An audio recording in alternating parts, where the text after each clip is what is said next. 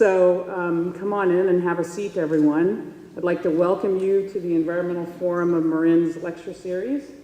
I'm falling apart here. My name is Ann Bauer, and I am going to turn over the welcome to Dan Monty, who is a master class Marin Environmental Forum, or Environmental Forum of Marin master class graduate, and the gentleman who put it together.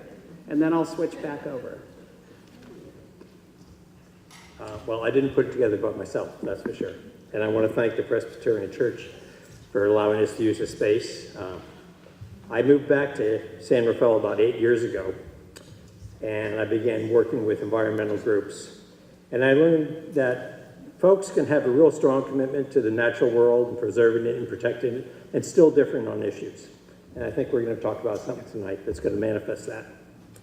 I want to thank the Environmental Forum for providing the opportunity to put this on. When I asked Ann Bauer if the forum would be interested in doing this event, she said, sure, go ahead and do it. So, and then I have to thank Judy Schriedman from the Galenas Watershed Council, and seemingly everything else in water related around Marin, to Carrie Stabner from the Marin Water Coalition, and to Frank Eggert. Frank scooped the North Coast Rivers Alliance with the others, won a lawsuit last year contesting the environmental impacts of the Delta Plan, which I think is integral to what's going on tonight. I also want to thank John Hart, the author, a past presenter on forum lectures on water, and my neighbor, and all four of them, without any of them, I would not have been able to put this on. They helped me find people to present tonight, and we have a great panel, and I'm really excited about that. So enjoy. I know I'm going to learn a lot, and don't forget that whiskey's for drinking and water's for fighting over. Okay.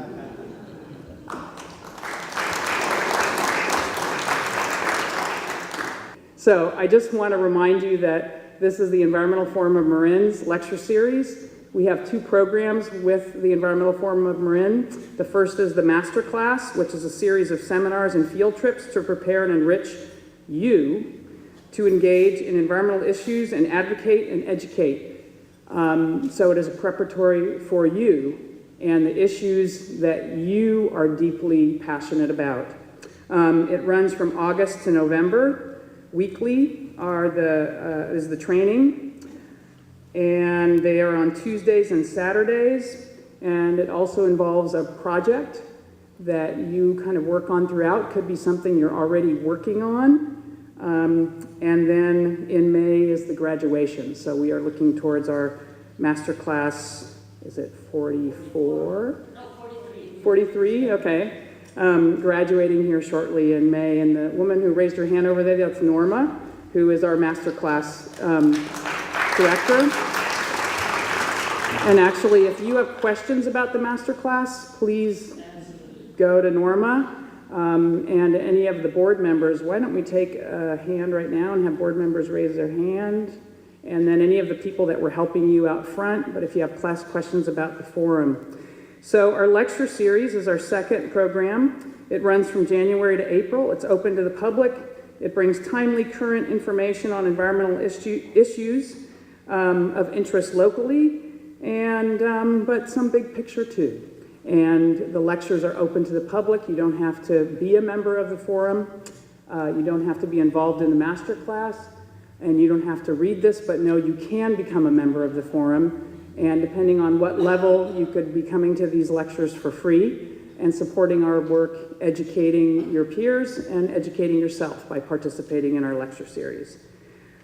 So without further ado, I am turning this over to David Kuhnhart. David Kuhnhart is our vice president of the forum, and he's going to be introducing the speakers. And the next slide is the agenda. So, okay, everybody can focus on the agenda. Welcome, advocates. It is customary for the forum to try to recognize those people who spend their days and weeks serving in the public interest. And I see Maureen Pardon put your hand up, who is aide to Supervisor Sears. who is a passionate advocate in environment, sea level rise, and climate change issues. So if you want to talk with somebody in the county governance on those topics, here we are.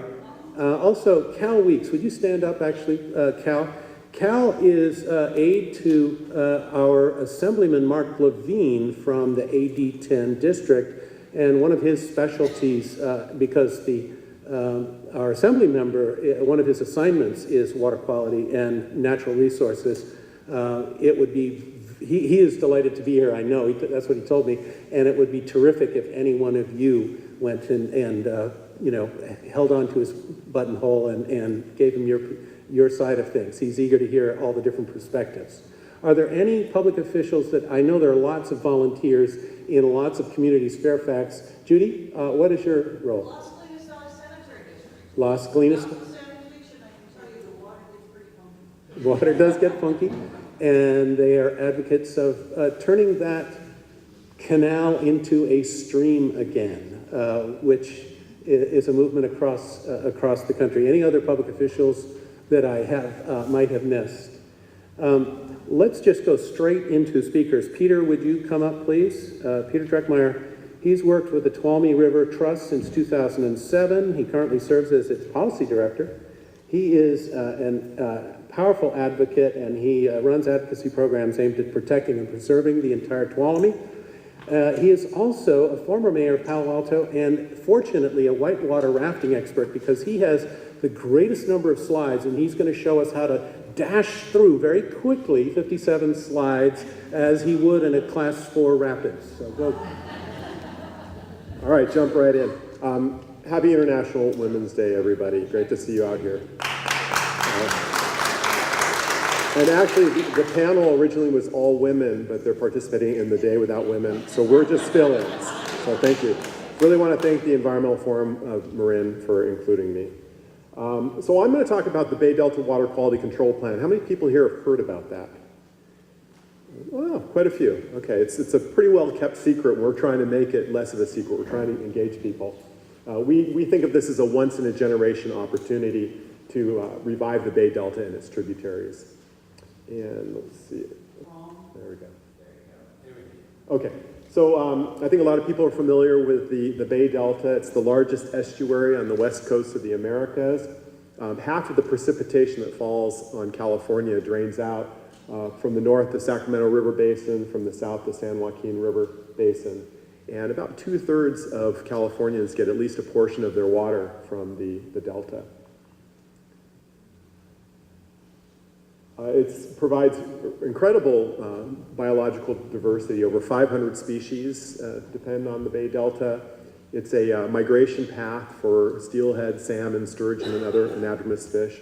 And I think it's very fitting that St. Francis, or San Francisco, is the patron saint of animals and ecology. So San Francisco Bay is our Garden of Eden, very special place.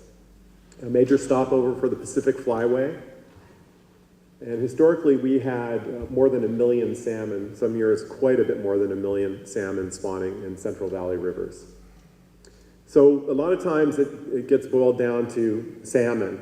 And what I like to point out is it's really about a salmon-based ecosystem. Salmon, there are more than 100 species that depend on salmon. They bring tremendous amounts of nutrients from the ocean to upland habitats where a female will lay about 5,000 eggs, and only about 2 will survive to become reproducing adults. So most of the eggs, the juveniles, the mature fish are fueling the food web. And they're just a remarkable species, an incredible gift. Humans historically have been very dependent on salmon. Native peoples consumed about 8.5 million pounds per year. And it's also been a very important part of our history, from the gold rush to current days, and you'll hear more about the commercial salmon fishery from John McManus. So agriculture in the 1800s started changing the Bay Delta ecosystem and the rivers that feed it. Levees were put in to create farmland, so we didn't have those floodplains anymore, and water started getting diverted from the upstream rivers. And over the years, more and more water was taken out of the delta or upstream directly from the rivers. On the San Joaquin, on average, only about a third of the natural flow makes it to the delta. Some years it's only about 10%. So San Joaquin's been hit really hard. 2015 was a pretty dry year and extremely dry for the fish in the ecosystem. You can see just the bare amount of water coming down the river. There's a great report out by the Bay Institute. I'm sure Greg will refer to it. He brought a copy. It talks about the freshwater starved estuary, the Bay Delta. And on average, only about 50% of the freshwater flow makes it to the bay. Some years it's as low as a third. So that's changed the salinity balance and affects everything from plankton up to marine mammals. You probably heard about these toxic algae blooms in the delta.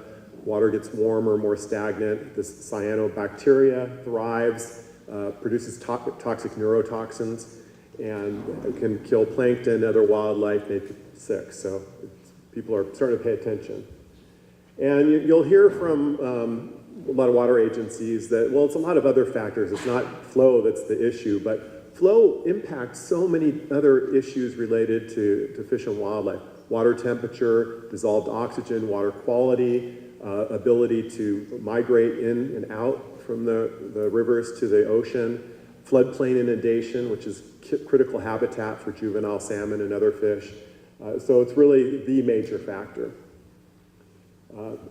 What we've done is we've altered the ecosystem so much from fast-moving cold rivers to slow-moving warm rivers that favor species that evolved elsewhere in those conditions. So this is water hyacinth, not native to the United States, and it was just clogging the Tuolumne and San Joaquin rivers, especially during the drought. Got fleshed out a lot this year, so that's nice. But we're seeing a lot of invasive species are getting a foothold into the river system. And water quality, temperature is a big one, but also you have things like sewage and pesticides and fertilizers and heavy metals making it into the rivers. More water helps dilute that. The mature salmon need to come up from the ocean to spawn, and probably more important is fleshing out the juvenile salmon in the spring, making sure that they can get out to the delta and the ocean. So there's a direct correlation between flows and salmon returning from the ocean. What we found on the Tuolumne is when there's a big water year, 2.5 years later, we get a peak. We had 40,000 in 1985, we had 18,000 in 2000. A year ago, we had less than 500. So for the first time ever, the commercial fishing season had to be canceled in 2008, 2009. It cost 2,200 jobs and $250 million in revenue. So here we are talking about the Bay Delta Water Quality Control Plan. This was required by the Clean Water Act. The first plan was in 1978. It was updated in 1995, and we really haven't had any substantial updates since then. So it's been more than 20 years. It's supposed to be updated every 3 years. And this is something that is overseen by the State Water Resources Control Board. So it's different than the twin tunnels. You'll hear about that from the other speakers. The California Water Fix, which includes the tunnels, used to be called the Bay Delta Conservation Plan. So whenever we mention Bay Delta, it's like, oh, the twin tunnels. This is really about unimpaired in-stream flows versus infrastructure. So the Delta is in really serious trouble, and this plan back in 2009 was the Delta Reform Act, directing the Water Board to proceed with updating the Bay Delta Water Quality Control Plan. And phase one focuses on the San Joaquin Basin with the co-equal goals of ensuring reliable water supply and restoring the environment.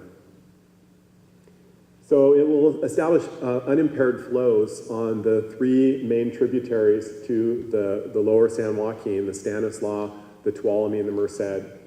And currently, you can see the averages at the bottom, just a fraction, from 1/5 to 40% of the fresh flow is making it down to the San Joaquin. So there was a study, a flow criteria report that the Water Board issued in 2010, and they found that For the San Joaquin, we would need 60% of unimpaired flow to fully protect fish species. It wasn't a recommendation because it acknowledged there are other beneficial uses, agriculture, urban uses, but 60% is what the science tells us would really be needed if we wanted to restore the fishery.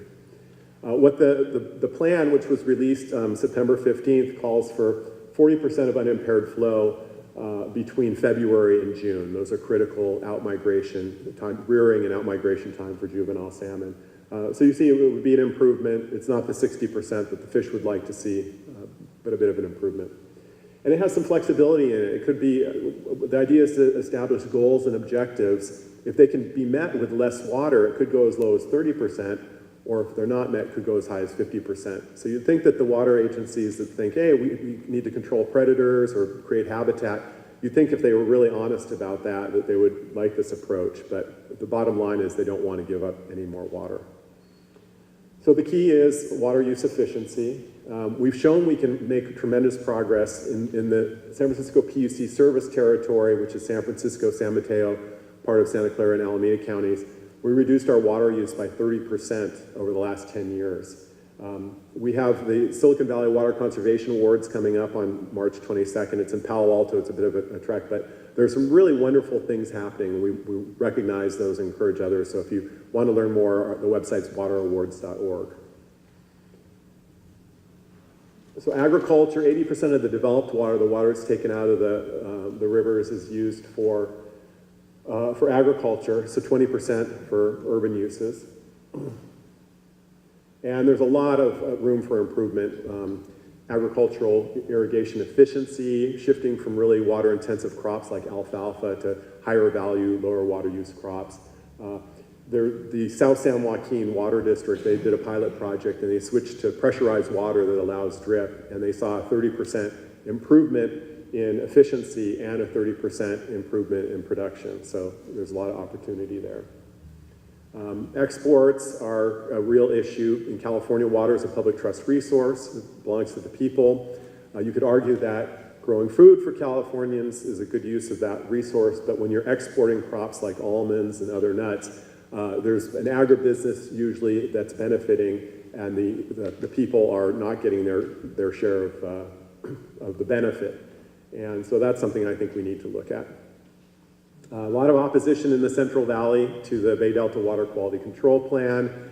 They're very dependent on cheap water, and they don't want to give up any. Unfortunately, there's also opposition from the San Francisco PUC. They put out these erroneous numbers early on. 188,000 jobs could be lost and $49 billion in sales. And there were a number of flaws with their study. I need to keep moving. I got my 5-minute mark, so I'm sorry to race through this. But we know that we just did 30% rationing, and according to their socioeconomic study, we should have seen probably somewhere between $6.5 billion and $10 billion in lost revenues last year. That didn't happen. They did a couple of different studies. You can see the $49 billion from their 2009 study. And we should have seen at least 25,000 jobs lost last year. We didn't, and in fact, a lot of jobs were added during the drought. So there's a lot of misinformation out there that we've been battling. The San Francisco PUC has a lot of storage, reservoirs in the Sierra, on the Tuolumne, but also in the Bay Area. And this shows the different water years. The initial water coming down the river belongs to the irrigation district because they have senior water rights. But then additional water belongs to the SFPUC, and they capture that. So you can see in drought years, there's a lot less water, but in a normal year, they can capture about 3 times as much water from the Tuolumne as they use. And so they have something called a water bank. Don't really have time to explain it, but that dropped quite a bit during the drought, but you can see the reservoir stayed pretty full. And even at the height of the drought, we still had enough water in storage to last 3 years. So storage is a really critical component of the program. In December, before all these rains in January, we were up to we had enough water in storage to last 5 years. And that was just after one normal year, the year before.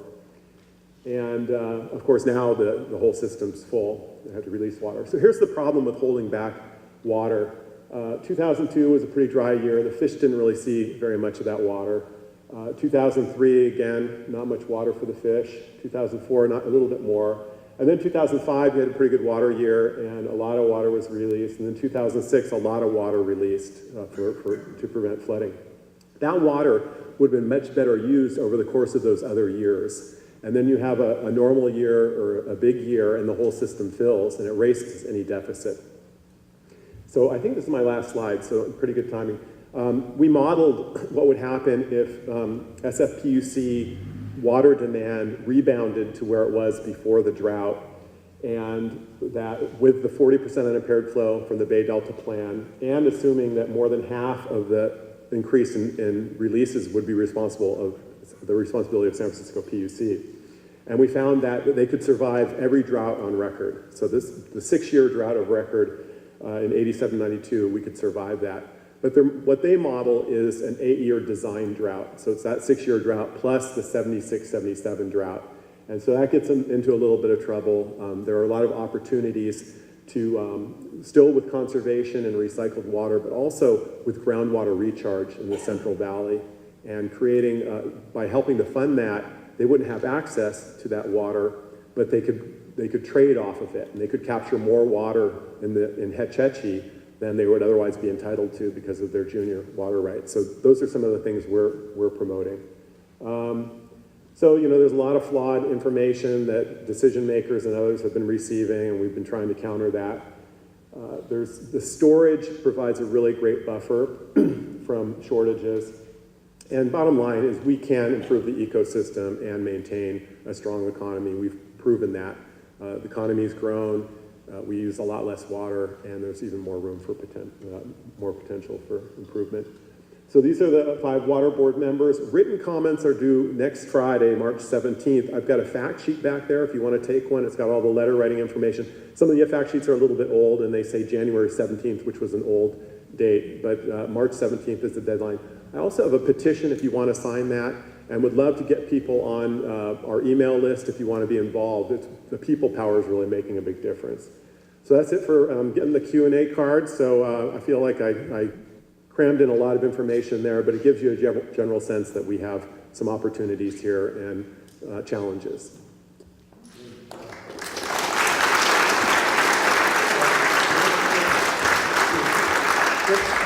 Let's do this. We are definitely going to have a panel at the end when we will start with speakers getting a chance to ask one another questions.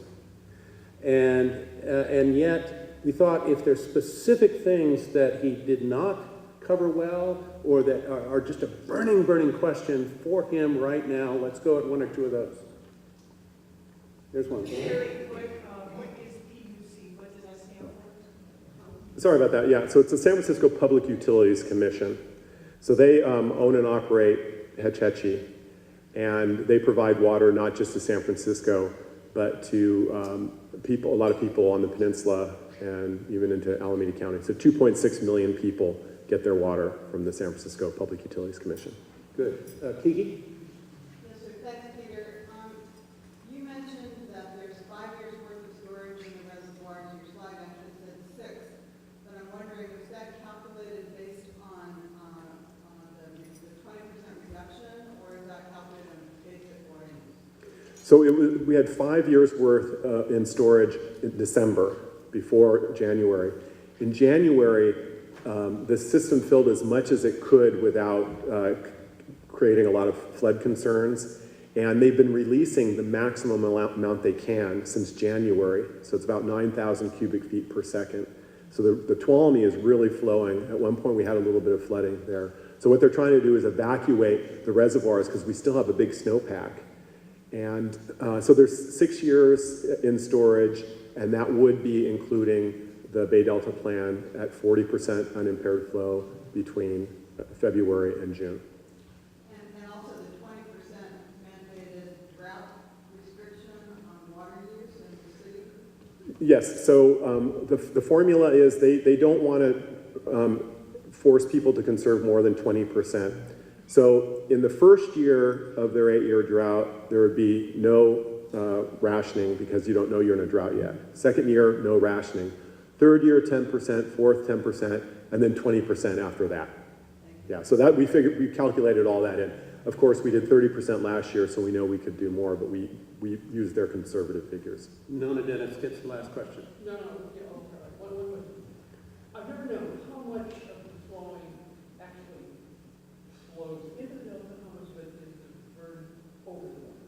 So about 20% reaches the San Joaquin River, and of the water that's diverted, it's close to half is taken out of the river by the Modesto and Turlock irrigation districts, about 14% by the San Francisco PUC, and then you have some of the water, maybe 10 or 15%, is recharging groundwater, which is overpumped.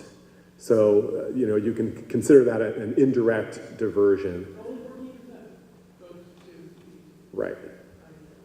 SFPC. And that's domestic water for San Francisco. That's domestic water, Yeah. right? Yeah. Thank you so Thank much. you very much. John, would you come up? Our next speaker is John McManus, who has really quite an extraordinary set of tributaries of his life flow that have brought him here. And it's nearly a lifelong love of salmon. As a fisherman, as an advocate. For 11 years, he was doing publicity and organizing for the public interest environmental law firm Earth Justice. You know Earth Justice because the earth needs a good lawyer, right? For 15 years, he produced news stories for CNN. And for almost the whole time from his childhood, late childhood, he's been a fisherman, both a recreational and a professional fisherman of salmon, and he's now executive director of the Golden Gate Salmon Association. John. Thank you. Let's see. Oh, good. Good evening, folks. It's great to be here with you tonight. Very special thanks to Dan Monty and Bauer for their efforts in putting this together. I am the executive director these days of Golden Gate Salmon Association. We are a coalition representing sport and commercial salmon fishermen and women and related businesses. And we also work very closely with conservation groups, including Earth Justice and NRDC, Trout Unlimited, Defenders of Wildlife, and a bunch of others. I want to thank Peter for the initial presentation and getting everybody oriented, I hope. A little bit of geography here. You can see, I have a pointer here. Let's see if it works. Great. Okay, Sacramento River. Here's Sacramento up here. Here's Stockton. Down here, this is around Tracy and Byron, right down here. Highway 205 is somewhere over there. Well, you can see 580 right there's Tracy. Sorry. So we've got state and federal pumps down there. That's the South Delta. And what you're looking at here is a map. Those small fish indicate juvenile salmon trying to come down out of the Sacramento Valley and make their way out to the ocean. These big fish represent predator fish that live in the interior delta. All that water hyacinth that Peter showed, these fish are living underneath it, by and large. So in nature, when the Sacramento River is flowing as it should, down it comes and out to the ocean. These little dinky salmon, 2, 3, 4 inches long, they're really poor swimmers. They evolved in nature to hitchhike on runoff in the springtime. So they wait for all that runoff. They let go of the edge habitat where they're holding. They jump out in the middle and they grab a ride on down. And if everything's working right, they'll bypass that interior delta with all those nasty big predator fish that want to eat them, and out to the ocean they go. However, if my slide, pointing the wrong way. Okay, so turn the pumps on. Turn the pumps on. Let's send some water down to the San Joaquin Valley and down to Southern California, and look what happens to the migratory path of these fish. Instead of going out to the delta, they get pulled into the interior delta where those predators are, and they're lost. I think the National Marine Fisheries Service estimates something on the order of 70 to 90% that are pulled off their natural migratory path are lost. So, do we have a good system for capturing and pumping water south? As far as salmon is concerned, the answer is no. Could we do better? Probably. But let's keep going, because we're going to be talking about the twin tunnels as a possible option. By the way, when they get sucked into the pumps in the delta, they try and salvage them. This is what it looks like. Most of them die. The process they have for getting them back out and releasing them, they put them in tanker trucks. They drive a few miles away and they dump them into these locations that are just plugged to the gills with predator fish. They really make very little effort to ensure survival at this point. Okay, so this line here shows you the proposed tunnel. They would take in water up here. This is just south of Sacramento. This is around Freeport, Clarksburg, right in that area. So that's where the intakes would be. And they'd run this down the twin tunnels down to the existing pumps. So in theory, would that relieve us from that humongous suction that goes on by the pumps that pulls those baby fish off their migratory path? No. Theoretically, it could. So what's wrong with this? Well, let's take a look. Okay, so the twin tunnels they want to build are 40 feet in diameter. And full disclosure here, this is 57.5 feet. This is up in Seattle underground. But it gives you an idea. Okay, so cut 17 feet off the diameter of that thing. You still have one humongous pipe. Gigantic. They want to do 2 of these. You think you could get the whole Sacramento River in that thing? Most times of the year, you'd be right. You know, January and February of this year, no, you probably couldn't get it all in both tunnels. But most times of the year, you sure could. In case that's not convincing, I added one more. I mean, okay, it's 40 foot instead of 57.5, but you get the idea. So our beef is why? And they say to us, listen, we have a valve on the intakes. Trust us. If the fish are in danger, we'll crank the valve down and only take enough water so it doesn't harm the fish. So who is it that's telling us to trust them? It's the guys that operate this, that Shasta Dam, operated by the U.S. Bureau of Reclamation, and the guys that operate this. This is the Klamath Water Project. This is actually up in south central Oregon near Klamath Falls. That's one of the Klamath Lakes. I don't know if it's probably lower Klamath Lake. So the Bureau of Reclamation actually, in concert with the California Department of Water Resources, as I understand it, would operate the gigantic twin tunnel projects. And they're telling us, don't worry about the size. We've got a valve. You can trust our hand on it. Okay, well, let's take a look at how they're doing on the trust factor. September 2015, feds scrambled to avoid another mass salmon die-off on the Sacramento River. This is our friends, the Bureau of Reclamation. A year ago, California lost nearly an entire generation, in 2014, mind you, of endangered salmon. Thousands of salmon eggs and newly hatched fry baked to death in a narrow stretch of the Sacramento River near Redding. Larry Collins, commercial fisherman, said, if you've got money, you can buy anything, you can buy extinction. So when push came to shove in the middle of the drought, the guys with their hand on the valve who promised us they wouldn't cook the fish, cooked them.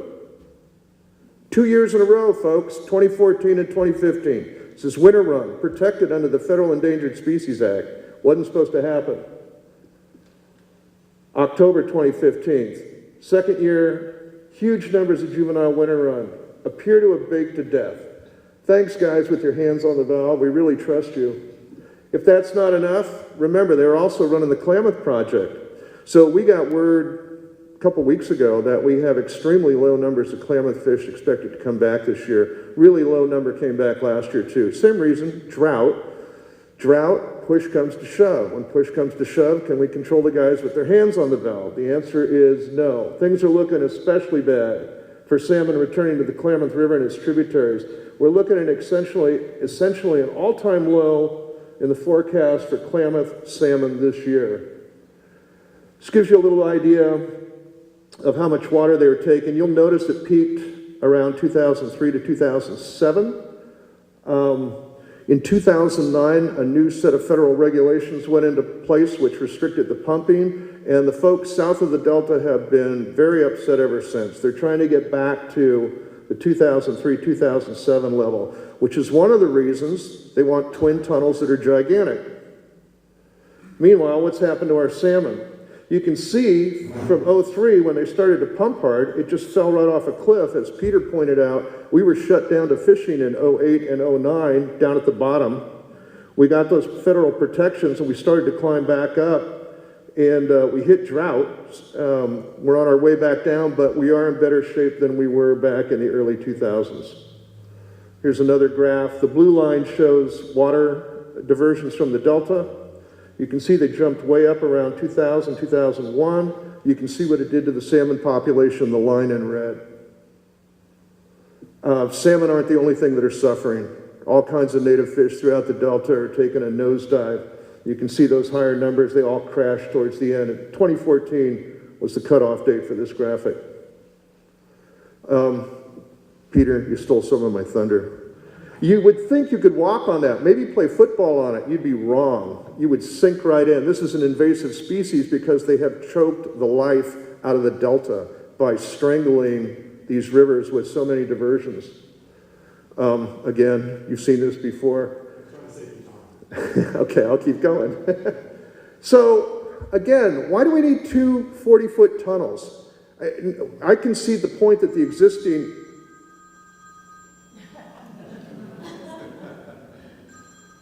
I thought I muted that. Sorry.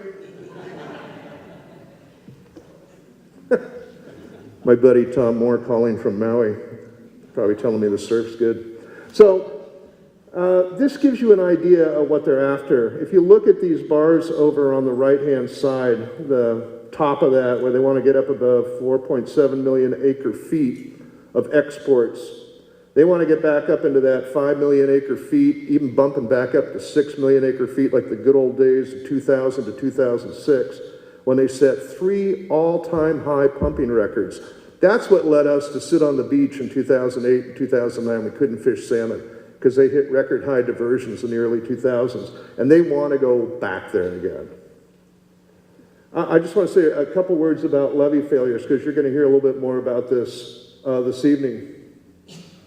So we get a big flood like we just had in January and February. It's putting a tremendous stress on the levees. There's no doubt about it. So a couple things you can do. This is a picture of the Yolo bypass.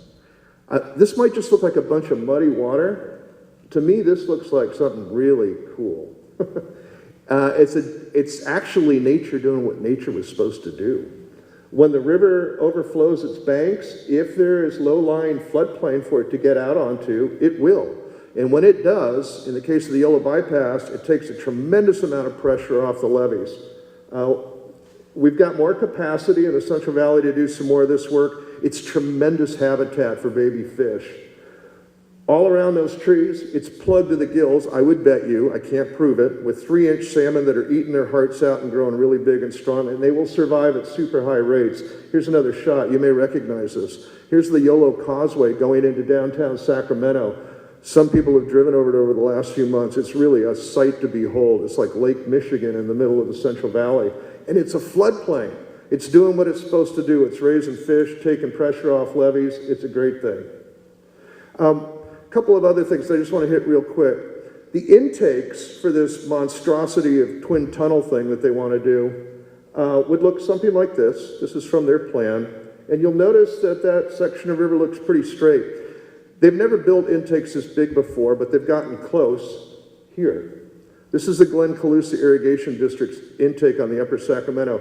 Now, notice where it says fish screens and pumping station. Do you notice there's a curve in the river? That's not by accident. It's because when you put that curve in, the water will speed up. So the bypass flows past the fish screen are quicker than they would be out in the straight part of the Sacramento River, and that's important. I'm going to go back if I can. When this thing was proposed, the guys who worked on GCID wrote comments and they said, no bueno. Because that's in a straight part of the river, you will pull fish in and bump them off that screen and you will kill them. So, another problem with the twin tunnels that not too many people have talked about. I am at the end. This guy's name was O'Reilly. I'm a McManus. We saw this rainbow and we figured we better check it out. I'm in the yellow thing there. And we found a fish, so we saved him. And I will leave it there. Stay there. I'm staying here.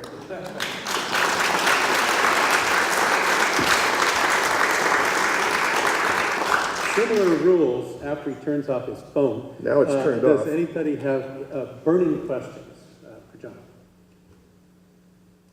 You can pass if you want to, and we can pick it up when everybody else comes back. While you're sitting down, think of the answer to this question. How much rain are we going to get next year? I'll have it dialed in by panel time. Jerry, Dr. Gerald Merrill. Jerry Merrill, would you come up, please? From I would say, a different tide. Oh, good, thank you. From a different tide of intellectual path, another extraordinary citizen.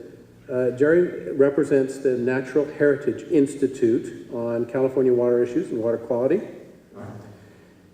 He spent 20 years in charge of the Bay Delta Conservation Plan. I'm sorry, he worked on the Bay Delta.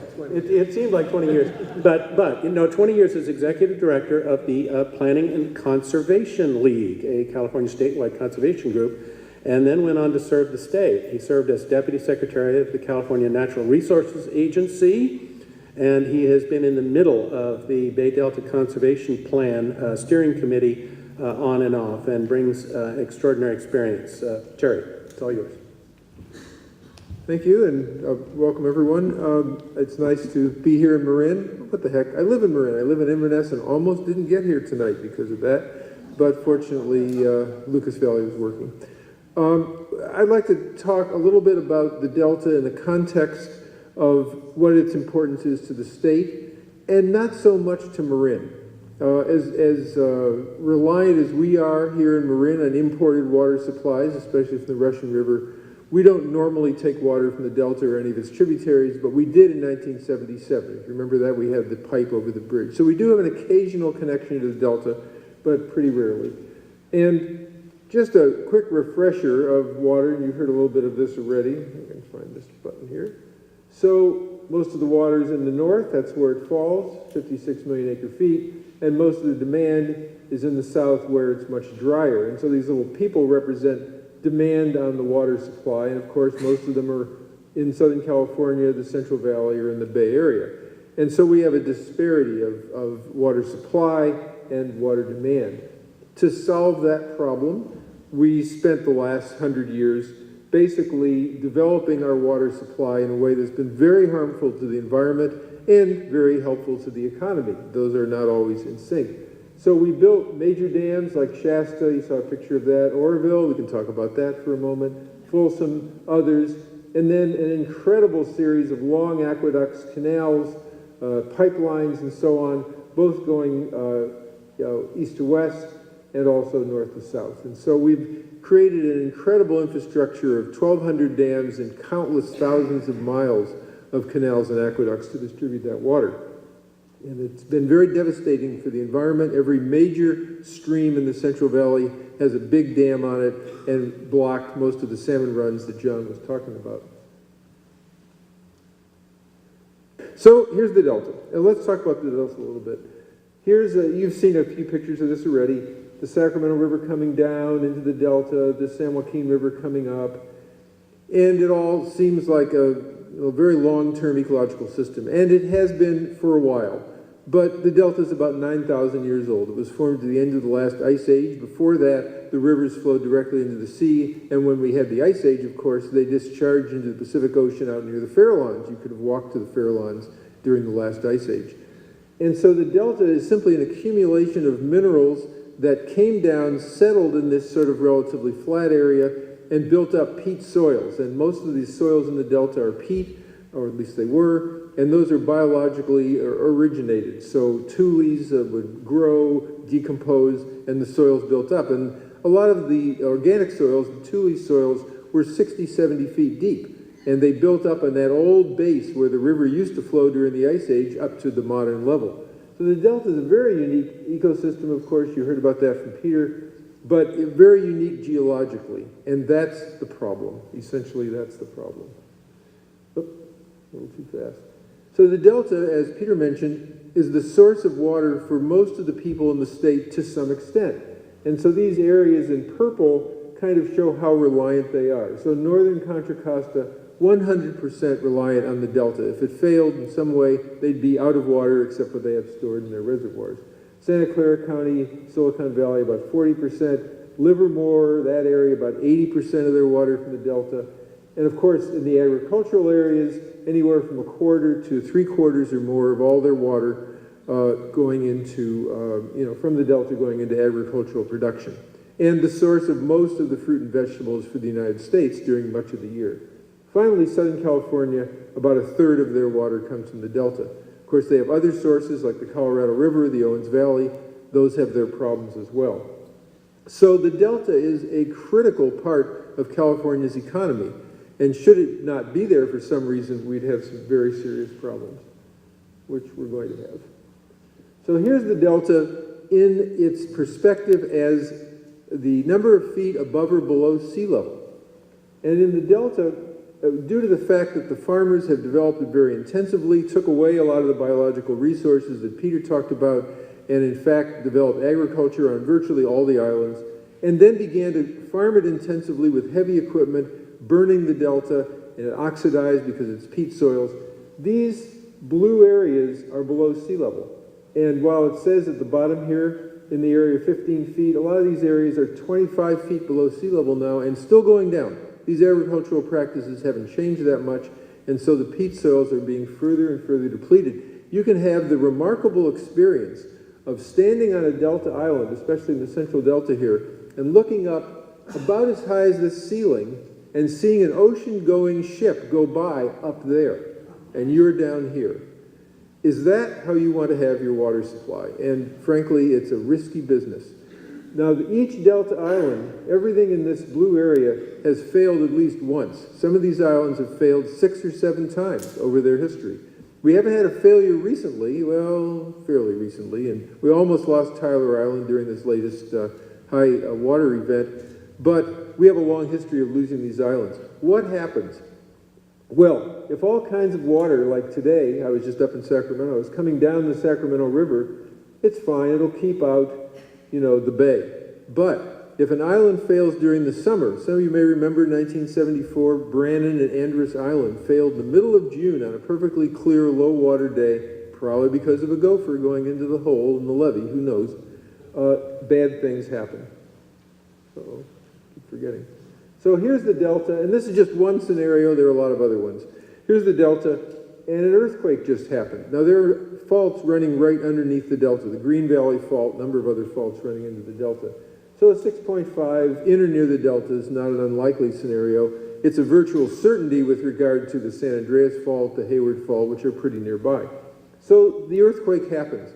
These islands, as I mentioned, are mostly peat. The levees were mostly built by Chinese labor in the early 1900s. You can imagine the engineering standards that went into those, not.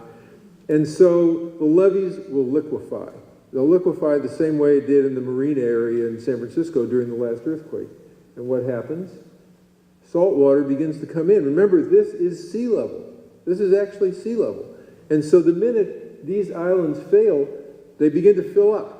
Remember that slide that John showed you of the Yola bypass with the water rushing in? That's what happens when the levee fails. These holes in the delta, as Jeff Mount calls them, anthropogenic holes. These holes fill up. As soon as the levee fails, they begin to fill up, and nothing can stop them once they start filling up. And to fill those holes, the ocean comes in. And the ocean comes in a very bad way. So that here we are, down in the southern delta, trying to meet all those water needs that I showed you in the beginning, sort of in that purple slide, and we can't do it anymore. It's over. You cannot pump from the delta. In 1972 or 74, when Andros and Brannan failed, they had to stop pumping, and finally it lasted so long that they had to what they call eat the salt. They had to dump a bunch of water out of the reservoirs, kind of dilute it as much as they could, and then pump it south, and it was very bad quality. But in this scenario, it's just not going to happen anymore. There will be no more exports from the delta. 20% of California's water supply comes from the delta, and it's subject to catastrophic failure of a kind that we have not experienced in our lifetimes in any of our water supplies in California. We've never had that. And it would have devastating consequences. I think Peter rightly pointed out, economists sometimes overestimate the impact of water shortages. But a 20% cutoff, and in areas like Livermore, an 80% cutoff, or Contra Costa County, 100% cutoff, that is going to have some serious consequences. So what do the tunnels do? What's the point of the tunnels? I'm not going to go into the possible environmental benefits. I appreciate John covering them. They are actually somewhat there. But the tunnels are really not about saving the environment. The tunnels are an insurance policy against catastrophic failure in the Delta. They would indeed divert water up from the Sacramento River, and some of it at least could still go down here. Not as much as we take today. That would be impossible. We take a lot of water today. We're never going to get that supply back if the Delta fails. But maybe 60% or so, it's better than nothing. Now, the earthquake scenario is one that's tomorrow, 2153. Who knows when an earthquake comes? But some of you have probably heard of something called climate change. I'm sure it's come up in some of your discussions. And the Delta levees are person-made. They have to be maintained, and you're constantly struggling to keep them up. And we've spent hundreds and hundreds of your tax dollars giving presents to the owners of these private Delta islands to keep up their levees, and we continue to do that. But no one can imagine that these levees will still be around when the sea level rise is 3 feet, maybe 3 feet. So if we have a 1 meter rise in the sea level, the Delta is gone. It's a historical, interesting geological feature they'll teach about in textbooks and in classes for many years, but it will be an inland sea. And if you can do the right kind of searching on the USGS website, you'll find something called Sacramento Bay. That's Sacramento Bay. And if you live over here in the pocket area in Sacramento, you'll have oceanfront property. And so the tunnels are really not about saving the environment. There is a benefit, as John pointed out, and I would agree with that. The tunnels are about getting ready for an inevitable change in the geology of California. The conversion of the Sacramento Delta to an inland sea. Will that be good for fish? Will it be bad for fish? It's really hard to say. Peter Morrill is the preeminent expert on fish in California, I would say. When I've asked him this question, he says, who knows? These fish evolved, some of them in the Delta, but on the other hand, salmon undoubtedly swam through the Delta when it was just a river, 10,000 years ago. They've been around a lot longer than that. So we don't know the impacts on fish, but we do know it's going to happen. Exactly when? When will the sea level rise be 3 feet? Will it be 2050, 2070, 2040? Some people think. Who knows? It's quite close. And there is no way to stop it, and there's no way to keep those levees up. You cannot accommodate a 3-foot sea level rise in the Delta by building up the levees. It would cost roughly the state budget. And even then it probably wouldn't work because the levees are underlain with peat soils, and so the more you pile on them, the more they sink. And so it's not like building a wall in your garden where you get a pretty good base. You've got nothing underneath to really hold them up. You can do it. You can build them up and build them up, but 3 feet, no one can imagine that we can afford that. So I think my pitch would be, as citizens of the state, with the understanding that we have climate change as an inevitability and the sea level rise that goes along with it, we've simply got to accommodate that and be prepared for it. And not to be prepared for it because of rivalries between Northern and Southern California would be irresponsible, especially considering the people most reliant on the Delta for water supply are us, the Bay Area. Alameda, Contra Costa, Santa Clara counties. These counties are critically reliant on Delta water and have no substitutes. If you want to give up that Delta supply, you're going to have to accommodate some very serious, large desalting plants around the bay and in the ocean because there simply is no other available source of supply to replace it. Now, is it all doom and gloom so far as the habitat in the Delta? No. It is possible in the shallower islands, not the real deeply subsided ones, to grow new habitat, to grow tules, to try to keep up with sea level rise and keep the level of the islands, advancing as the sea level gets deeper and deeper. That is possible. There's 2 programs the state has. One is Delta Fix, which is the tunnels, and the other one is Ecosystem Restore. And on that little table back there, there's one little fact sheet in each one of them, and you're welcome to take one. If you find they're all gone, let me know, and I'll be around and I can get you one. So I think we have to realize that climate change is real and the effects of climate change are real. Here in the Bay Area, BCDC is like, we get it. We're going to try to figure out a way to accommodate that. In the Delta, many people have blinders on. The Delta farmers, first and foremost. A lot of the water agencies don't want to really believe that's going to happen. And frankly, some of my colleagues in the environmental movement would like to see the Delta stay as it is. That would be nice. That is not going to happen. So we've got to be ready for it, and that's why we have this tunnels project. Thank you.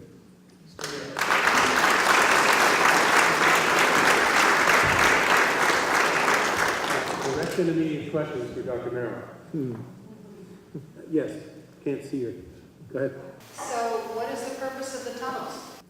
The tunnels will allow the continued export of some water from the Sacramento River to the state and federal pumps in the South Delta.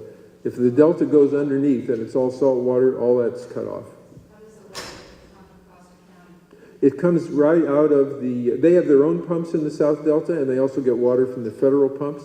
And so they would now get water from the tunnels as opposed to where they do it now. By the way, just to point out, there is one agency in the Bay Area that's pretty aware of this and sort of is dealing with it by accident. The East Bay Municipal Utility District built their own peripheral canal, that's what we used to call it, years ago by building a new intake up on the Sacramento River right near where the tunnels would come out, so they would be protected. But they're not reliant on the Delta for export, oddly enough.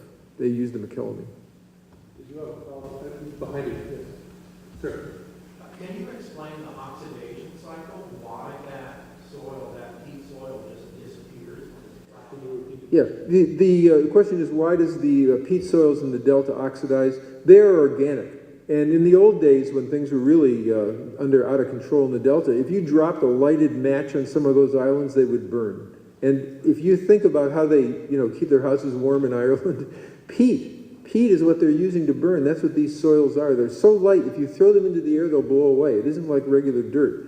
And those peat soils make up most of the central Delta islands, and they can be 60 feet deep. That's why they're so subsided below sea level. Any other immediate questions? Last one? Yes, ma'am. Just one question. If I understand the need for the water, would it be possible, instead of doing the tunnels, that some of the Hetch Hetchy or the other reservoirs, would that be enough water to accommodate the areas that you're speaking of, the 100% need from the Delta? Only to a very minor extent. San Francisco, and Peter really explained it well, San Francisco serves not just themselves, but San Mateo County and a large part of Santa Clara County, even some of Alameda County. So they're pretty stretched. I mean, they might be able to serve a little bit more, and they did serve us here in Marin during the drought. We got Hetch Hetchy water. But in terms of making up the 5 million acre feet that are pumped out of the Delta each year on average now, which is about what it is, they couldn't even begin to accommodate that. Even in the Bay Area, it's way too much. A little bit, but not very much at all. One other question, yes, sir. I think you said something about the capacity of the tunnels, proposed tunnels, compared to the amount of water that's currently being pumped at pumping stations. Could you say again what you said? Yeah. Right. The question is why are the tunnels so big? The tunnels have a capacity of 9,000 cubic feet per second, which is pretty good flow. I mean, the Sacramento River today is flowing probably 50,000, but 9,000 is still quite a good flow. That's because the Sacramento River, like everything else in the West, is flashy. It goes way up in the spring, especially in the winter and the spring. You get the spring runoff, you get the storms in the winter, it goes way up, and then it drops way down, so the natural flow in the summer is next to nothing. And if you don't build it fairly large, you can't capture those big flows, and then you've got nothing left over. Oddly enough, the California Aqueduct, which is 10,000 cubic feet per second, was sized that way because legislators from Contra Costa County, the heart of the opposition to the tunnels, George Miller Sr., our former congressman's father, was in the state senate, and he said, that is going to be a 10,000 cubic feet per second aqueduct, so you can pump like crazy during the winter and back off in the summer.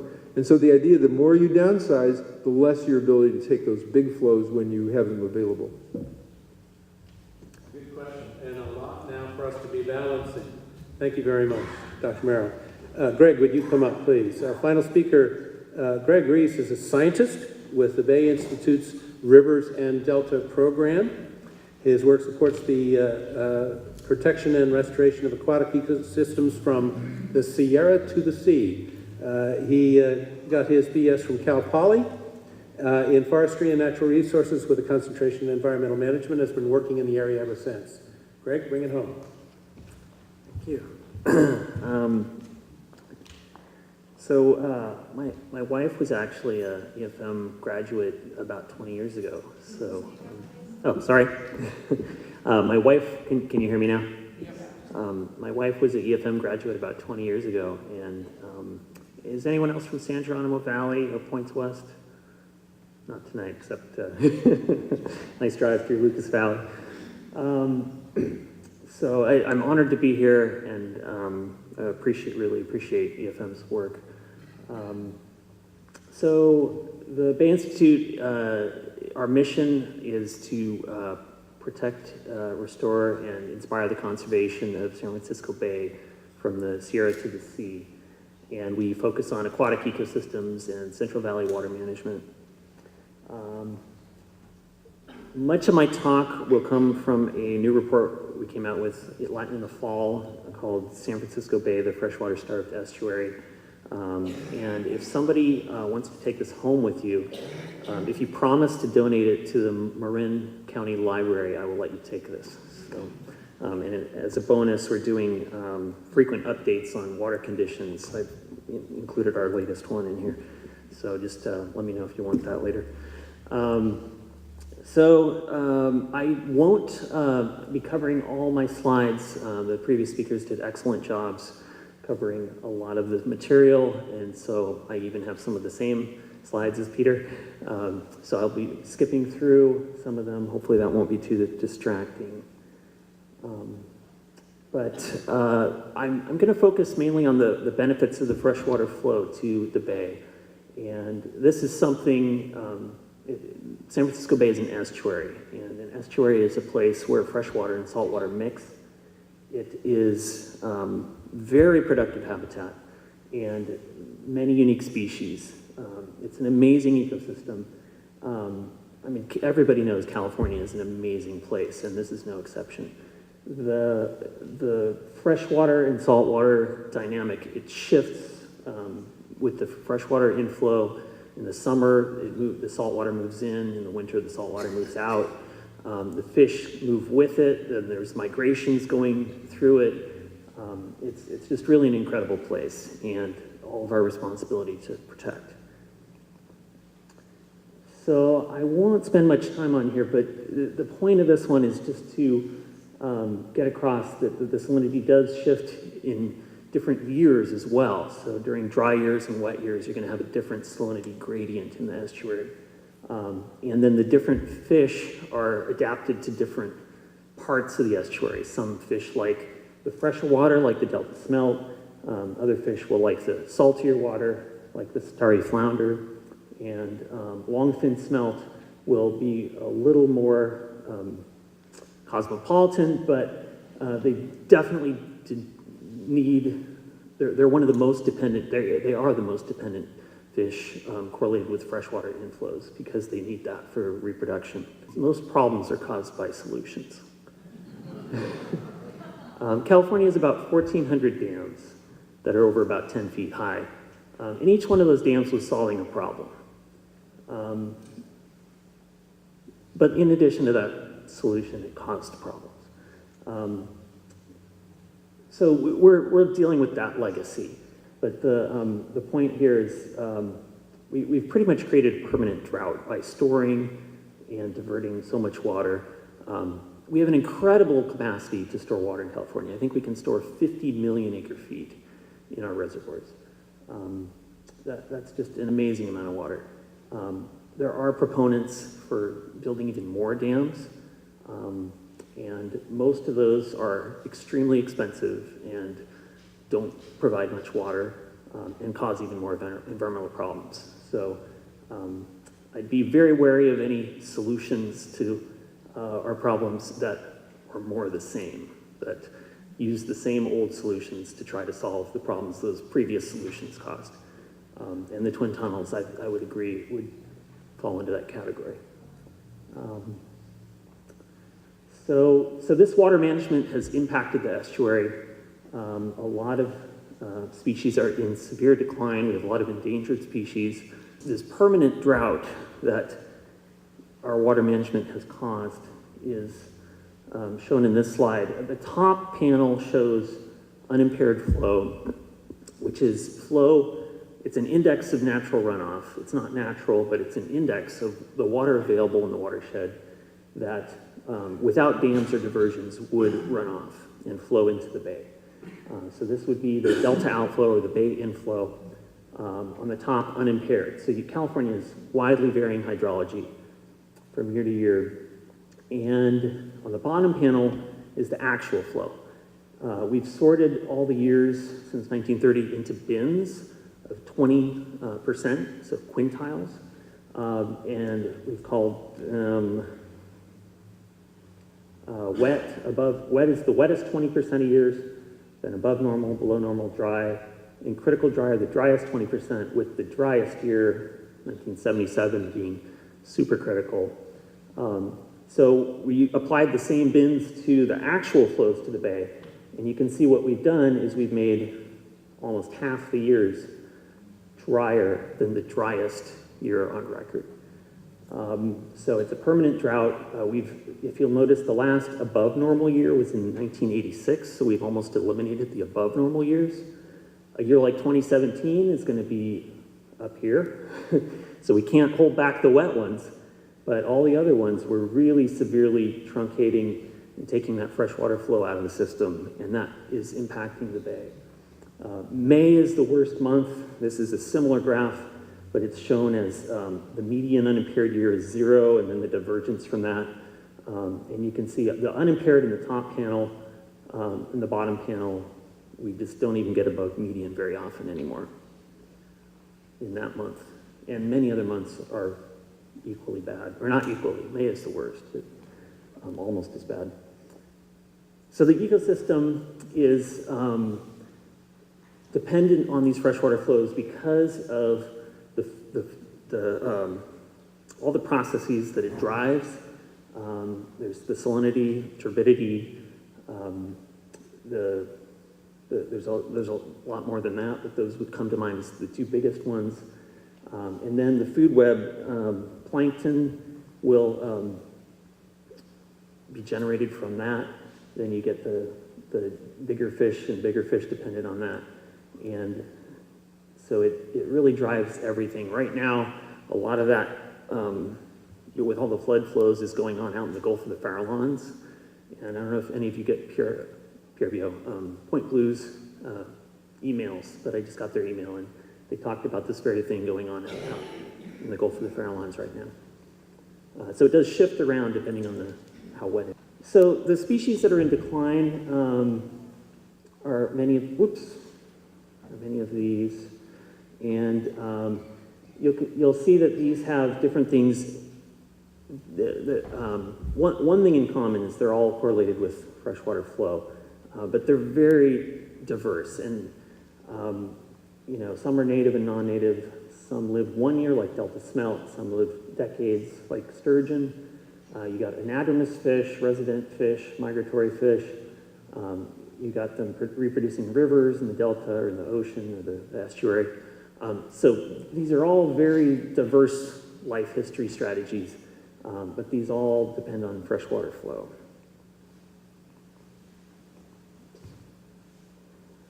And so across all those trophic levels, you're getting a collapse. It's just a consistent decline in the fisheries that depend on that flow. And Delta smelt, as we know, is almost went extinct in this drought. It's barely hanging on. Longfin smelt, pretty bad.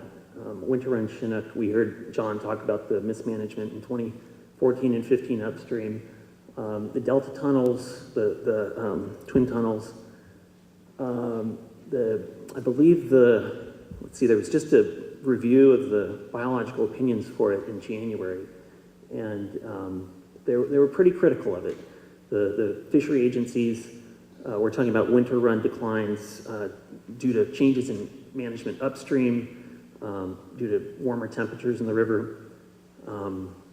At the tunnels themselves at the intake, I think 5 to 10% loss. And then in the downstream, where the water is diverted from the Sacramento River, lower flows in the Sacramento River, additional loss. So an endangered species is not going to be helped out with this project. Delta smelt, I think the biological opinion was pretty critical. there too, saying it was not going to help them, and they really need some help right now. And we don't need one more project that's going to send them under. So, let's see. So I'm going to skip through some more. So the status quo is unacceptable. That is correct. Right now, there's about 9 million fish a year being salvaged at the pumps. And those are salvaged. So all the ones that are eaten by the predators John was talking about are not in this count. So much more than 9 million fish are being impacted by the current way we do things. The question is, will this project make it better? And the answer is no. The south pumps will continue to be operated under this project. Not necessarily at the same levels at all the time, but a lot of the time they will be. And then we're adding a new source of problems at the Sacramento River, where currently, the Delta smelt can go in that direction and be okay. The salmon can go in that direction and be okay. And we're just sending the problem that way. So there is a problem, but this project is not the answer. And if it was proposed differently and designed differently, maybe it'd be an okay project. I think a lot of environmental groups have wanted to support it, and we went along with a lot of the planning, trying to shape it, trying to direct it in the right direction, and it just didn't make it. It didn't get in the right direction. So as is proposed, it's not a good project.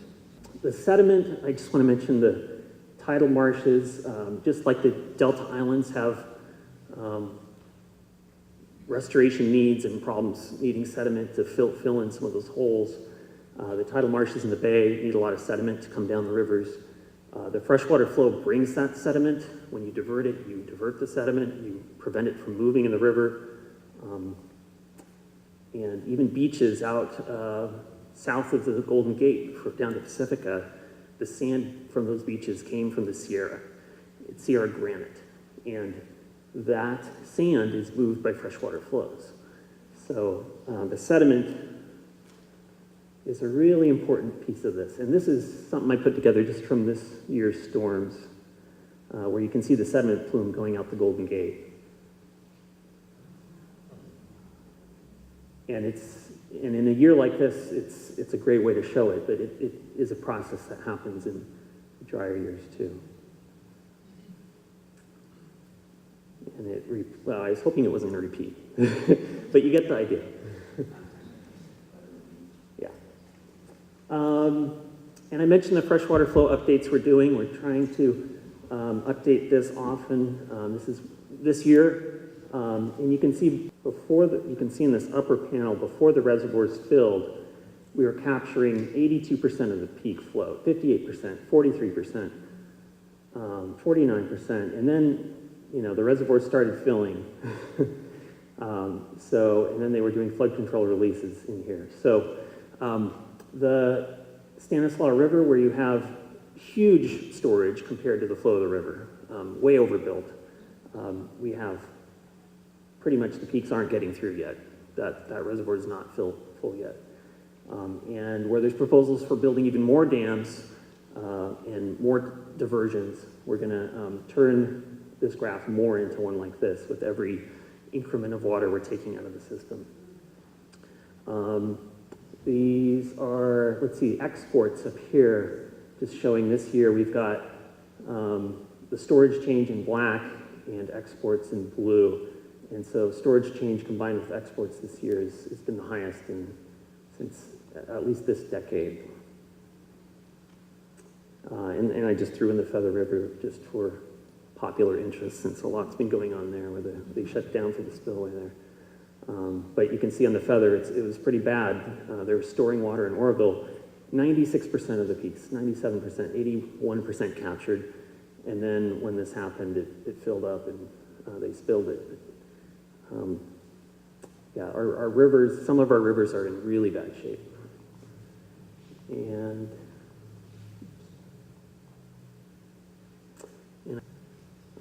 you hear a lot about complaints about the endangered species stopping exports. It's really very minimal, 3.3% of the Central Valley runoff, and we have a paper coming out with the Nature Conservancy soon on that.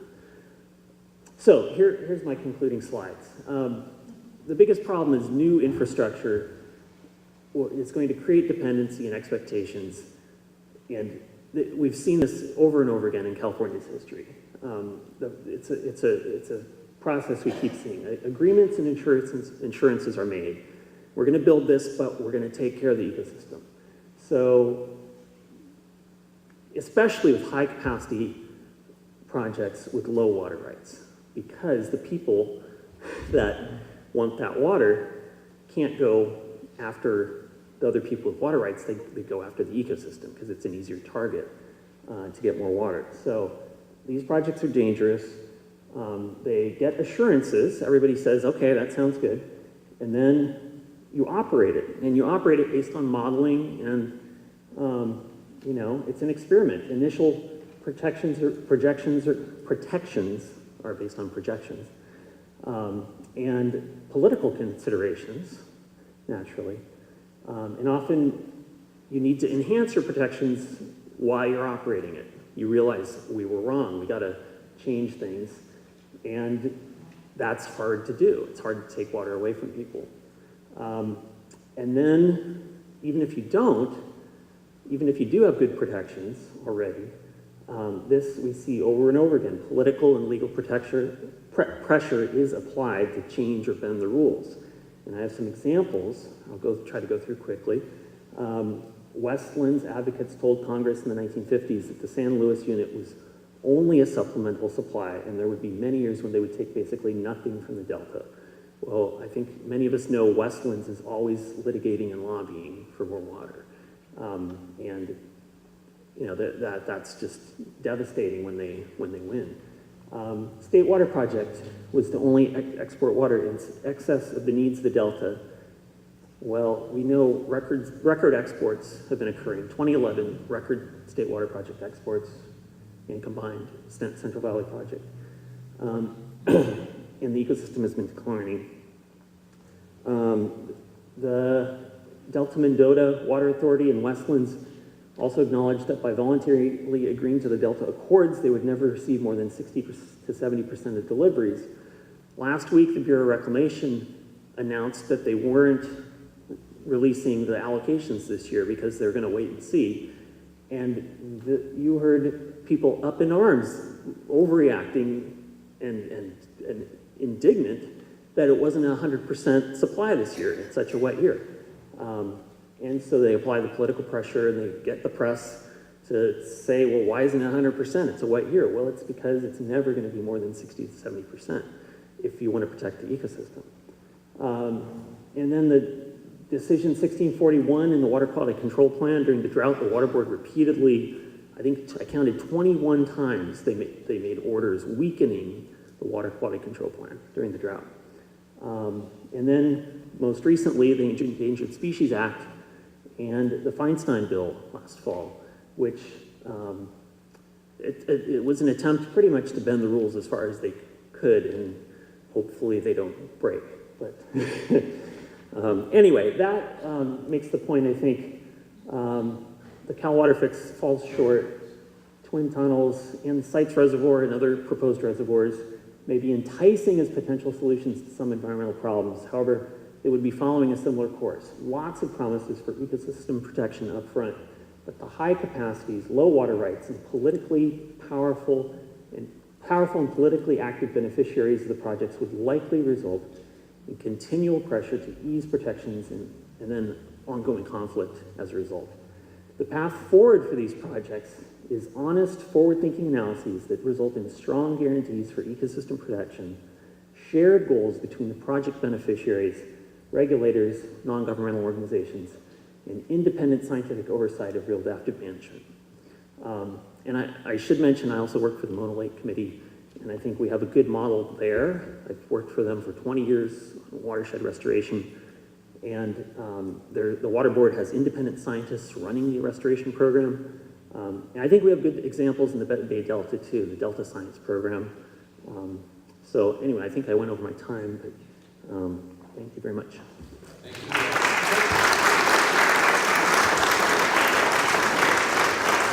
I'm going to ask the other speakers to come up, and one or two questions for Greg. One there, sir. You mentioned the modeling. Is the modeling accurate? And I assume what the modeling does is, under different scenarios, you operate differently. Or is the operation not what the model said because of all the legal and political pressure that changes? So Yeah. If you could repeat the question. So the question was pretty much how good is the modeling for the twin tunnels. The modeling, it depends. They did a pretty good job on some of it. There have been a lot of critiques on other models. It gets pretty complicated, but overall, there were some big problems with it. It doesn't mean it's worthless and you throw it all out, but it does mean that you can't rely on it. You can't rely on it for a lot of the conclusions. The models, Calcium 2 comes to mind as one of the big models they used. It manages the reservoirs not according to the rules in some cases, so there's flaws. Part of the problem with the BDCP documents that we commented on many times were sometimes the technical analyses were good, but then in the document you'd get the conclusions that it looked like somebody else wrote, which would often come to a different conclusion than the technical analyses. So it seemed like it was almost a PR job. We were very disappointed with the modeling in some ways, but it was a mix depending on the models you're talking about. Yeah, so the question is, what's the solution? In my career, I always wondered if I ever would work on the Delta, and I was always a little worried that I might, because it's a big problem. I'm not sure we have an easy solution. I'm sure we don't. A lot of the environmental groups did propose a portfolio alternative maybe 2-3 years ago, and it was a combination of south of Delta storage and smaller tunnels. Conservation, water recycling, efficiency. So it was just a portfolio of other alternatives that could deal with the water supply end of things. Regarding the earthquakes, if you built the twin tunnels, it's not going to solve the earthquake problem. The delta will still collapse in an earthquake. So that's something. We need some other solution to that problem. And the reverse flows, I think, I'm probably not the expert on this. I've been working on this for about 4 or 5 years. And I think it'll take a lifetime to do that. There was a woman in the back here who has a question. Go. One is, given the current political climate and the fact that a lot of money is probably not going to come to California, how feasible is a big project like twin tunnels? And then the second one is, wasn't there something like a peripheral canal that was supposed to alleviate the problem, and whatever happened to that? I might start on that. The proposal for the twin tunnels has never relied on federal money. It's all supposed to be paid for by the water users, starting in Alameda County, Santa Clara, the Central Valley, and Southern California. So a lack of federal funding would not affect that. The tunnels replaced the old peripheral canal idea. I had the privilege of being the spokesperson for the peripheral canal back in the 70s, 80s, and in our county here, there was a public vote of the peripheral canal. It was in 1982, June of 1982, and we all here in Marin voted the way they kind of did in sort of communist Romania. The vote was 97-3 against the peripheral canal in Marin County, the highest vote, and I'm sure in my precinct in Inverness, nobody voted for it at all. But that was a vote against sending water to Southern California, really, the same way they did in 1960 when the State Water Project was proposed. But we have to realize this is not, Southern California begins in Antioch, and so it's us in the Bay Area that are reliant on the Delta. And does anybody want to address the same question, and then she got the other question up. Is this thing working? Yep. Check test. Okay. If I can add just a few words to that. You asked about how economically feasible this would be. In December, just this past December, a new federal law came into existence, which basically calls for weakening protections for the environment in order to allow more pumping. This came about as a result of work of Senator Dianne Feinstein with Kevin McCarthy, the House Majority Whip, who comes from Bakersfield.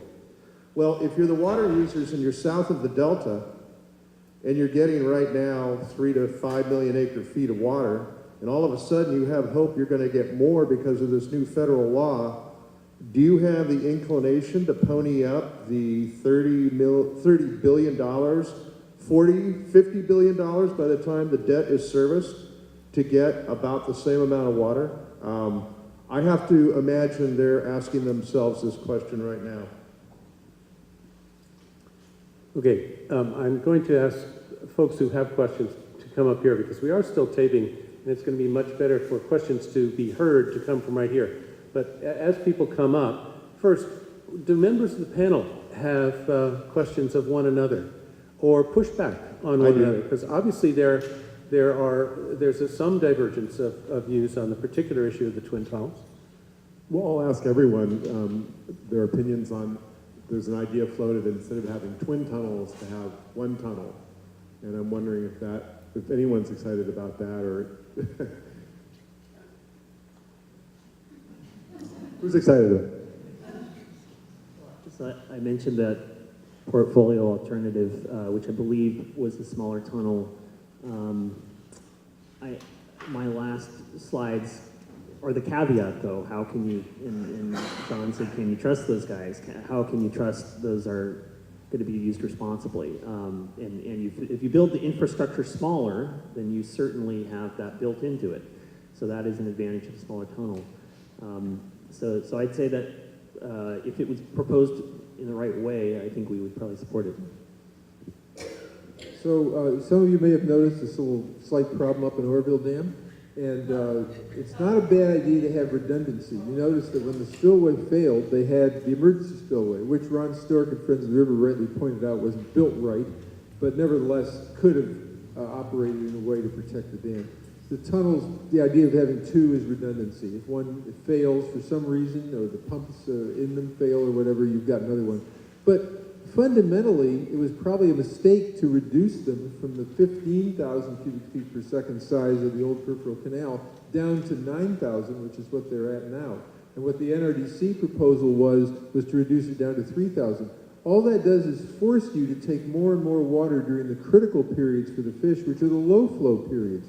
You'll want to take the water when it's high. You don't want to take it when it's low. The more you reduce the capacity, the more you force the exports into the most critical season. Thank you. It seems the proverbial whale in the room is sea level rise. And Jerry, you addressed it. 3 feet is what we hope for. 6 and 7 is what the new science is starting to say. And historical records about flows and fish and this and that, well, it ain't going to happen anymore.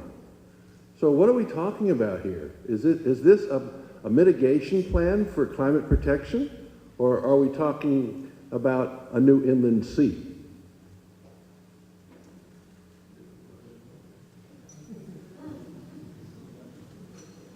So I think a lot of our proposals and management are based on the status quo. In California especially, where you have CEQA and other laws, really making it hard to diverge from the status quo.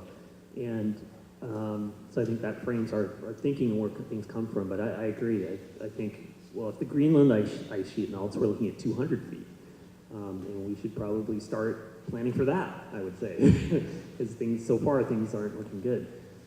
We probably have some time, we have 100 or 200 years maybe for that. So the question is time and planning, and I totally agree. Instead of spending money on projects like this and some of these new reservoirs that are extremely expensive, spend the money on solutions that are actually going to deal with this. Move, instead of the tunnel intake at just south of Sacramento, move it up farther. And sure, it's going to be more expensive, but make things able to deal with these long-term possibilities. If you're going to be spending a lot of money, you want to deal with all the contingencies. I would just add that, what the speaker said, the person who asked the question, was correct, except it's probably worse than that. I mean, there are plenty of credible projections showing 3 meters at the end of this century. That's perfectly within the realm of possibility. So 9, 10 feet. And the way to deal with that from the ecological point of view is to aggressively protect the uplands, because the areas around the Jepson Prairie in Solano County or even up toward Vacaville, that's going to be the new beachfront. And we've got to make sure those areas are not developed, because they will be the tidal marshes that will go to replace the Suisun Marsh that will be under so much water it probably won't be brackish anymore. So we've got it all the way around the Delta, way up into San Joaquin County, way down below Tracy in San Joaquin. We've got to protect those areas, because those will be the marshlands that we'll expect to act as the nursery habitat for the salmon that John was discussing in the Yolo Bypass. A lot of the Yolo Bypass will be too far under to serve that purpose. But we do have undeveloped lands all around the periphery of the Delta that have got to be aggressively protected to make sure we still have the nurseries for the young fish. I try to make a point to always mention the role of population growth in every environmental issue, and I think we really need to get serious about talking about, can we keep on growing? Twice as many people, twice as many greenhouse gases, twice as many people living in the areas where they might have to move. So, to me, if someone had a choice of maybe having a slightly smaller family or giving up a lot of resources that they use, it's kind of an easy choice. We haven't really been forced to do that, but the population of the planet has doubled in my lifetime. I believe in California, it's pretty much doubled in my lifetime. That's pretty fast. I just want to add just a couple of other footnotes. Jerry's talking about 9,000 cubic feet per second with 3 intakes. Originally, the plan called for 5. We all squawked, saying they're going to basically drain the Sacramento dry. Their side backed down to 3. At the time it was 5, they described 15,000 cubic feet per second that would be taken from the Sacramento River. Now it's down to 9,000. Well, note, the constraining factor here is the intakes, not those doggone pipes. So if you want to talk about a couple of 10-foot diameter pipes, maybe 20-foot, maybe we could have a discussion, but you probably get the idea. We're a little nervous about the size of the thing. I understand. Listen, that shot I showed you of the Yolo Bypass, there was 200,000 cubic feet per second of water flowing into the Yolo Bypass when that picture was taken. It's a lot of water. You can see why they'd want to have gigantic facilities to grab it. I get it. We get it. If we could trust their hand on the valve, we'd say go for it. But we demonstrated, I think, why we're reticent. Next question. Well, I'm a San Franciscan, so I'll talk from that perspective. First question John touched on, and that is, San Francisco Bay is already suffering predominantly from a loss of flows. We've lost 50% of our flows since the big pump started. The intakes are above the delta, so any water taken into the tunnels will not come to San Francisco Bay, exacerbating that problem. Whether it's 9,000 now or 15,000 cubic feet per second at the tunnel's capacity, it still would be incredibly damaging from the point of view of San Francisco Bay, from people who live in San Francisco and around the Bay. Second question is, I've been reading about the engineering of the tunnels themselves. Recent engineering studies suggest that they will not withstand, the tunnels themselves would very likely collapse in a moderate earthquake. The delta isn't particularly prone to earthquakes, but that's another critique that I don't think has come out and has sort of emerged lately. And my final point for you to just mull over and react to is that I know in other parts of the world, South Florida, for example, the conclusion is being reached that the best way to counter sea level rise is to increase flows from your rivers. It's the fresh water pushing back against the sea level that counters that. in addition to the fact that it's the freshwaters that bring down the nutrients and sediment, it's the sediment that builds up your wetlands as sea level rises. So I guess I'm posing my question as comments, but it's for you to react to. Thank you. Okay, well, that was quite a list. First of all, we're not talking about a new project here, folks. There is the capacity in the southern part of the delta to divert 15,000 cubic feet per second today in the existing pumps. And so the idea that somehow this is going to increase the capacity to divert from the delta, no, it's actually much less than the current capacity. You can't increase the capacity more than the canals can carry away from the delta. And that's today 15,000 cubic feet per second.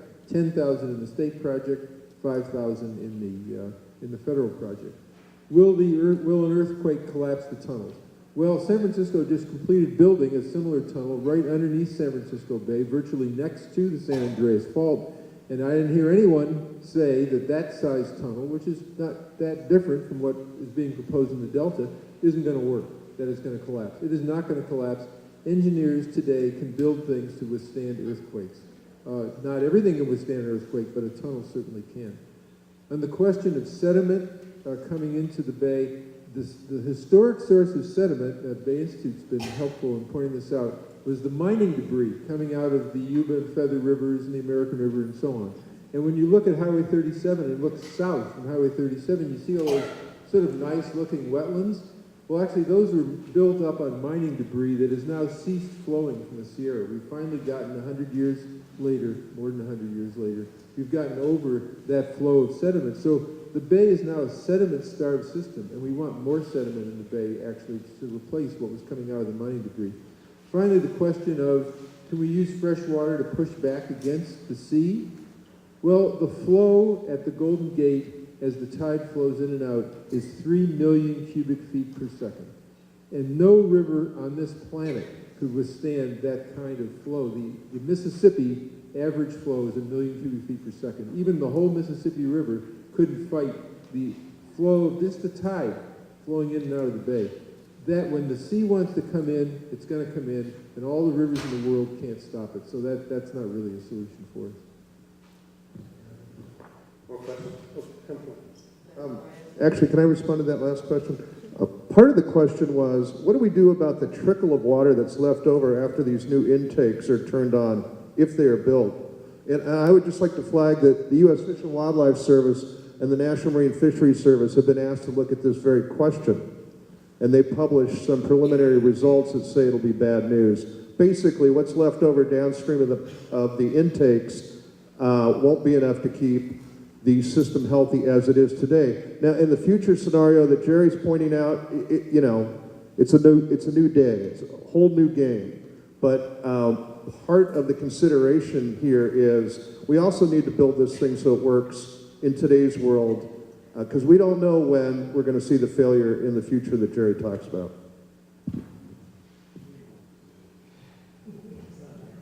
Okay.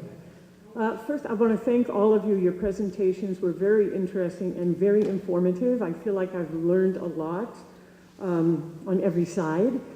And I want to respond to something you said, Greg, about a way of thinking that is not the old way of thinking. That seems to be happening everywhere in our species right now. We need to do that, even as we drive here and see a new lane going on 101, and we're thinking, okay, by the time they finish it, it's going to be 3 lanes too narrow. Like, we need to think ahead more, and the way you said that really spoke to me. But at the same time, I think it is important to take the wisdom of the ancient peoples who have lived on the earth for so long and so well, and who really know how to survive.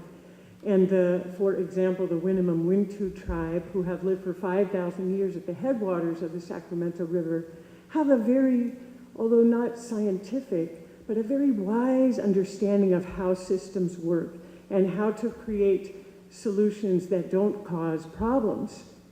And I'm wondering if they have been invited to any of these discussions. And I came here actually partially, please don't fail me now, phone.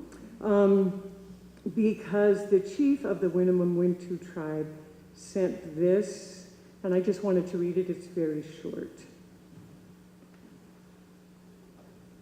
While I wait for this to work,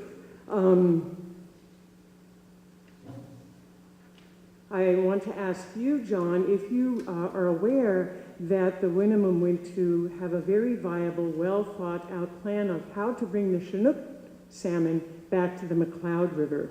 So that's kind of a personal question, but if you don't know, I'd love to put you in contact with them. Here's the message. It's an easy answer. Actually, Kayleen Sisk, who is their chief, sits on our board, and we are in touch. Oh, great. So she asked that this be read in reference to this event. This is a priority. Please go to this event on the Twin Tunnels. Please make it known that the Winnemem-Wintu tribe opposes this because of damage to sacred sites and harm to wild Chinook salmon and Delta smelt. Also make an issue of the cost of this and the lack of notice to the tribes. Where is section 106? So I read that on her behalf, and thank you very much.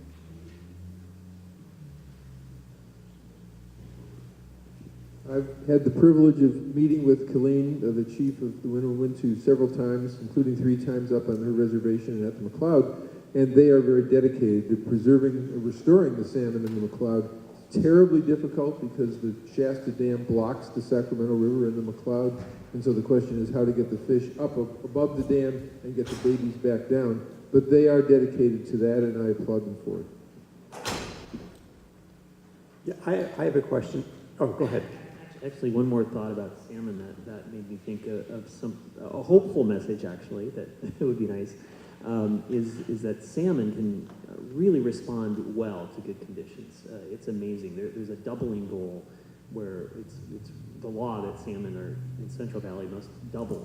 And some people look at that and say, well, how can that be? How can that be possible? But after wet years, the populations really go up. They have a high reproductive capacity. And so even though we have these incredibly low populations, if we manage things right, the populations can really increase rapidly. From years now, folks have been, Will Durst, I think, was talking about it on the radio all the time, advertising about, I think it's now called the California Fix, the threat of an earthquake in the Delta and the levees failing. And water rushing in to fill up an island. It seems to me that's a temporary issue. I mean, devastating, of course, especially to the people who are living or doing farming on this island. But once it's full, I mean, just the flow in stops, does it not? I mean, it's full, the water's filled. We go back to the stasis we had before. Or have I missed something here? Well, once it's full, all the islands fill up with salt water, then you've got salt water in the Delta. And until you have a monumental flow of fresh water coming down in a year like this, it's going to stay salty because the tide keeps going in, coming out, going in. It keeps the whole Delta salty. And so you're in the process of trying to fix dozens of levees, maybe if it's an earthquake scenario. At the same time, you've still got the salt water in the Delta, and it won't cure until a huge freshwater flow comes down. But I don't think the earthquake scenario, while it's inevitable, is really the problem. The problem is the inevitable sea level rise that no amount of Delta repair is going to fix. It simply overwhelms the existing Delta levees, and that's it. And there's no real engineering solution to that. Any last words? Anybody going to give me bets on the level of rain next year? The only thing we know for certain with climate change is that it's going to be inconsistent, right? Yeah, pretty hard to predict. And that's a big part of the problem that, for example, the San Francisco Public Utilities Commission, they're looking at an 8.5-year drought that we've never seen before. And we might never see, but we don't know. And so they're not part of the solution to the salmon because of the fear. And that's the challenge we're up against. I do want to remind people that the comment deadline for the Bay Delta Plan, which really is our best opportunity to restore the ecosystem, the comment deadline is next Friday, the 17th. And we have a letter writing fact sheet back there. Makes it really easy. 10 minutes, you can crank out a letter and sleep well at night, knowing you did your share. And Go ahead, Jeff. One last word. Jerry pointed out that the water users are being asked to pay for the Twin Tunnels project. They've basically been the ones to design the thing too. Instead of the fox guarding the hen house, the fox has actually designed the hen house in this instance. If the state had designed it, we might have a project that's already up and running. We might have a project that's already up and running. The one that's been designed has basically been called, or criticized, I should say, by the U.S. Fish and Wildlife Service, the National Marine Fisheries Service, and the U.S. EPA. So again, it could be redesigned, one could imagine theoretically, and I'll just leave it there.